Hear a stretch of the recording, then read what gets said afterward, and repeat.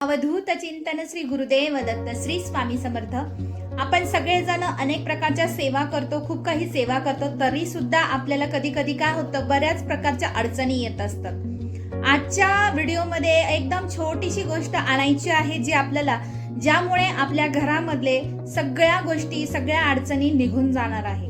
तुम्हाला सर्वांना माहिती आहे, ज्या ज्या घरामध्ये भगवान विष्णूंची सेवा केली जाते, त्यांना आवडणाऱ्या गोष्टी केल्या जातात, त्या ठिकाणी माता लक्ष्मी स्थिर स्वरूपात वास करत असते।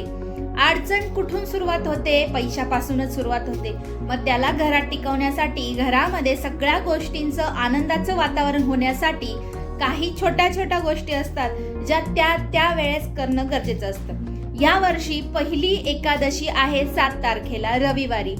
तर या एकादशीला, म्हणजे ही वर्षाची पहिली एकादशी आहे, आणि एकादशीला भगवान विष्णूंची सेवा केली तर त्याचा मेवा पण तेवढाच चांगला मिळत असतो, हे तुम्हाला सर्वांना माहिती असेल।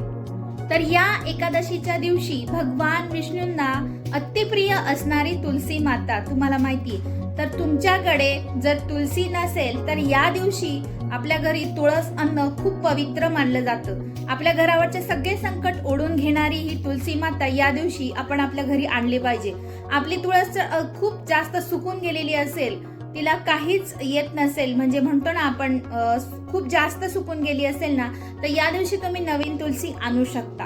कारण एकादशीच्या दिवशी हे तुलसी घरी आणणं अतिशय शुभ मानलं जातं। सगळ्या शुभ शुभ गोष्टी घरामध्ये घडत असतात। आता त्याचबरोबर भगवान विष्णूंना अतिप्रिय असणारी, भगवान विष्णूंचं रूप श्रीकृष्णाचं पण आहे तुम्हाला माहिती, तर या दिवशी आपल्या घरी कामधेनू म्हणजेच काय, गाय वासराची मूर्ती, श्रीकृष्णांना अतिप्रिय असणारी ही गोष्ट तुम्हाला माहितीये की भगवान श्रीकृष्ण हे गायांसोबतच जास्त राहत होते आणि त्यांना त्यांच्यासोबत खेळायला पण आवडत होतं। तर ही जर मूर्ती आपल्या घरी नसेल तर या दिवशी ही आणू शकता, आणि त्यातल्या त्यात एकादशीच्या दिवशी गायीची सेवा करा, गायीला पाणी पाजा, तिला पोळी खाऊ घाला, त्यातल्या त्यात डाळ आणि गुळ खाऊ घालू शकता तुम्ही।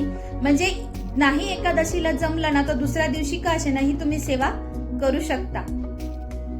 याच सोबत तुम्हाला आपल्या घरी ह्या ज्या गोष्टी मी तुम्हाला सांगितल्या, तुलसी आणू शकता, किंवा तुम्ही गाय वासराची मूर्ती नसेल तीही आणू शकता। म्हणजे ह्या गोष्टी, यातली एक तरी गोष्ट तुम्हाला घरी आणायची आहे, जेणेकरून आपल्या घरामध्ये आनंदाचं वातावरण निर्माण होतं।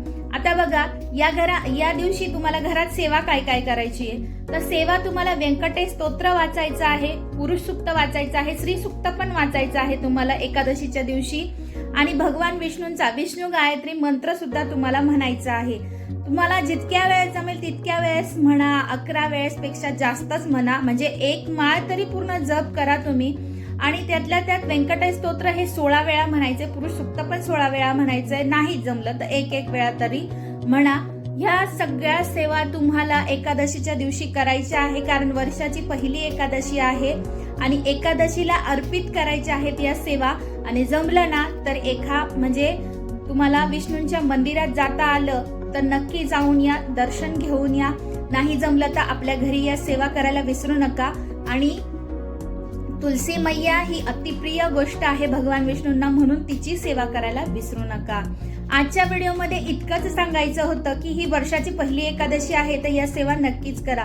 पुन्हा भेटूया नवीन व्हिडिओ सोबत, तोपर्यंत सर्वांना श्री स्वामी समर्थ।